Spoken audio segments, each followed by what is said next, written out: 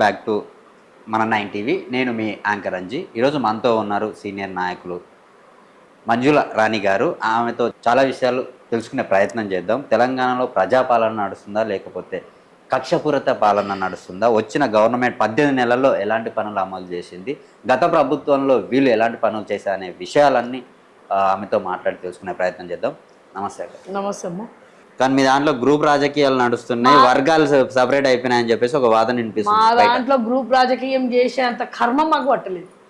ఆ కర్మ ఎందుకని కవిత గారు ఇప్పుడు టిఆర్ఎస్ భవన్ కావచ్చు, వాళ్ళ ఫ్యామిలీ నుంచి పక్కకు వచ్చి బీసీ సంఘాల కోసం, బీసీల కోసం పోరాడుతున్నారు. ఎందుకని టిఆర్ఎస్ ని వీడిఆర్ అని అనుకోవచ్చా, లేదంటే టిఆర్ఎస్ అంటే నా మాట వినండి, కలిసి పోరాడుతున్నారు గురించి బాపు కేసీఆరే పోరాడి బీసీలకు న్యాయం చేసిందే బాపు కేసీఆర్.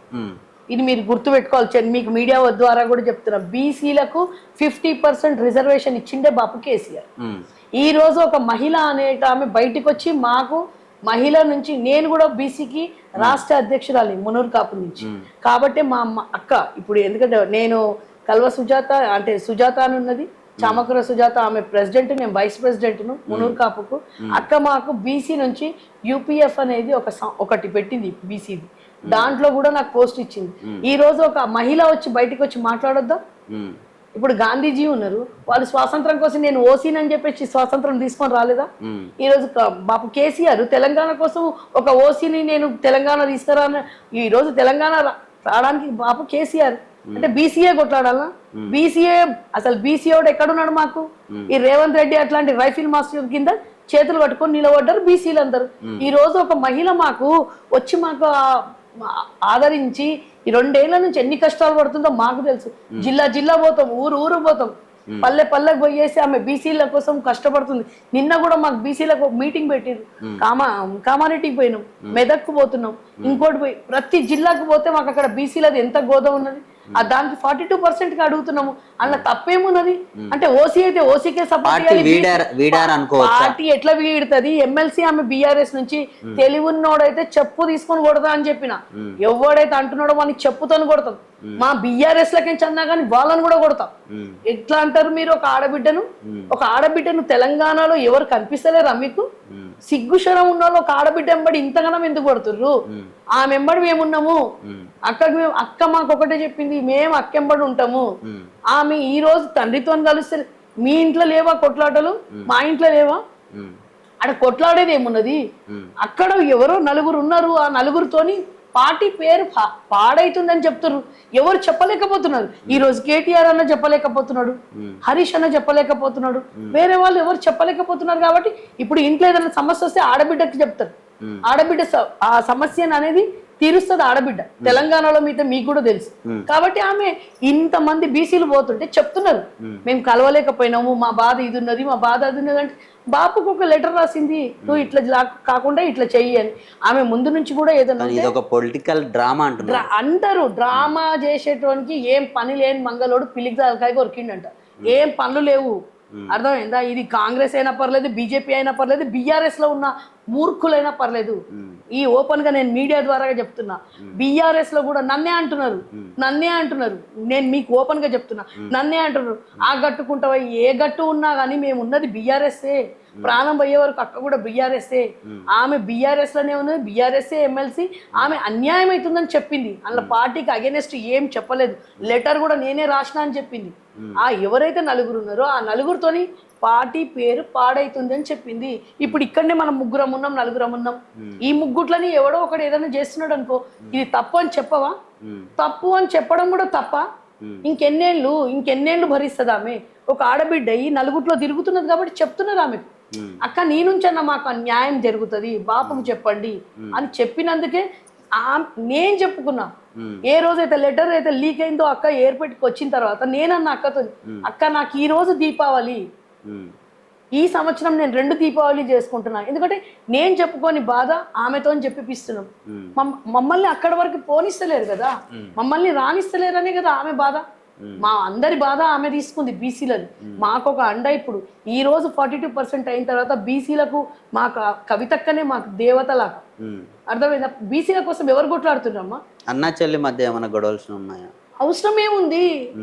ఆయన దోరి ఆయన ఆమె దోరి ఆమె ఇదంతా మధ్యలో అంటారు కదమ్మా, మధ్యలో ఉన్నోళ్ళు ఆడే నాటకము, ఏదైతే దయ్యాలు అన్నారు చూడు, ఆ దయ్యాలు ఇలా సృష్టిస్తుండ్రు అన్నది కదా ఆమె. ఎవడైతే లీకు వీరుడు ఉన్నాడో గీకు వీరుని మాకెందుకు, లీకు వీరుని బయట పెట్టుండ్రు అని చెప్పింది ఆమె. లెటర్ ఎట్లా లీక్ అయిందో అది బయట పెట్టమని చెప్పింది ఆమె. అంతకుమించి ఏం లేదు.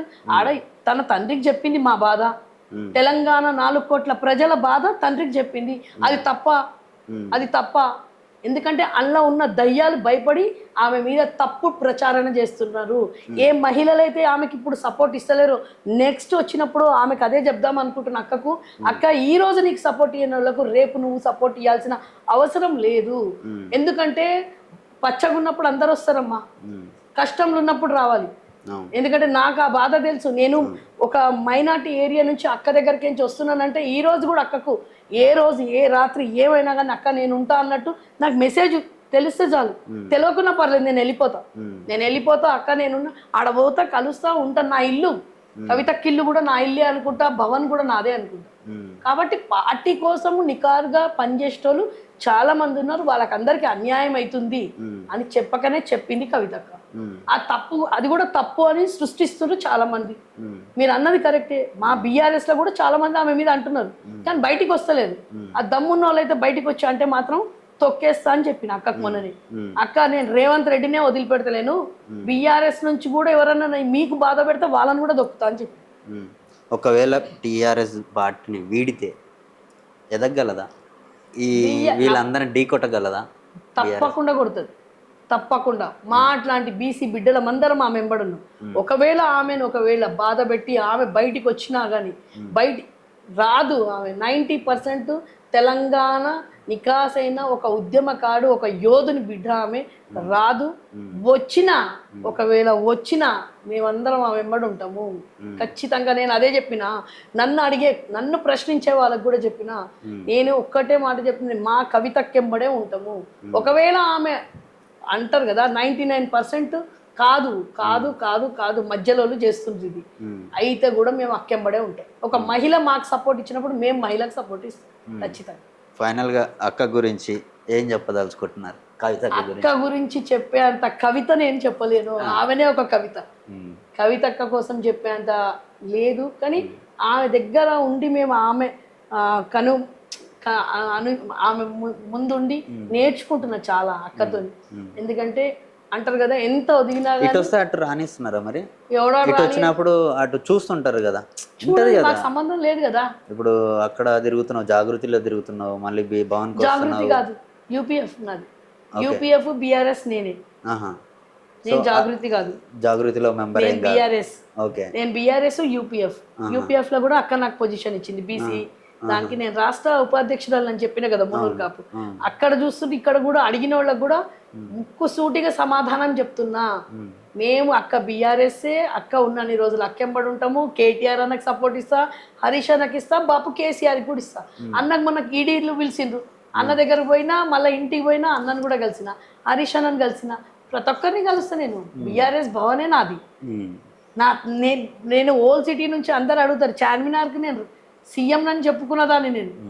కాబట్టి ఆ మీడియా వాళ్ళు కూడా వస్తారు, అమ్మ బీఆర్ఎస్ వాళ్ళు ఎవరు వస్తారు, ఎవరు రావడానికి ఏంది, నేను ఉన్నా కదా అని చెప్పింది. బీఆర్ఎస్లో ప్రతి ఒక్కరు వస్తున్నారు, అక్కకు సపోర్ట్ చేస్తున్నారు, దీంట్లో కూడా సపోర్ట్ చేస్తున్నాము. మధ్యలో చాలా మంది వరుతుంటారు పోతుంటారు, అవి అవుతుంటాయి. అందరి ఇంట్లో అంటారు కదా బంగారు పోయి ఎవరు ఇంట్లో లేదు, అందరి ఇంట్లో మట్టిపోయే ఉన్నారు. కాబట్టి ప్రతి పార్టీలో అవుతుంటాయి పోతుంటాయి అవి. కానీ న్యాయం అన్యాయం అనేది ఆమె చెప్పింది, లెటర్ రాసి చెప్పింది. ఎవరు మొగోలైతే వస్తలేరు, కనీసం ఆడామె వస్తే కూడా ఆడామె నెగలనిస్తలేరు. మా కోసం ఒక అంటారు కదా దేవుని రూపంలో అక్క మాకు మా బాధ బాపుకు చెప్పింది. అది ఒక హ్యాపీ మాకు. ఈ రోజు అందరితో కలుస్తుండ్రు కూడా, తన నందినగర్ లో కూడా కలుస్తుండే. నేను 14 సంవత్సరాలలో కలవని దాన్ని ఈ బాపు బర్త్డే రోజు మళ్ళా మొన్న కలిసిన. ఈ లెటర్ వచ్చినాక మార్పు చాలా వచ్చింది. ప్రతి ఒక్కరితో కలుస్తుండే ఆయన నందినగర్ లో.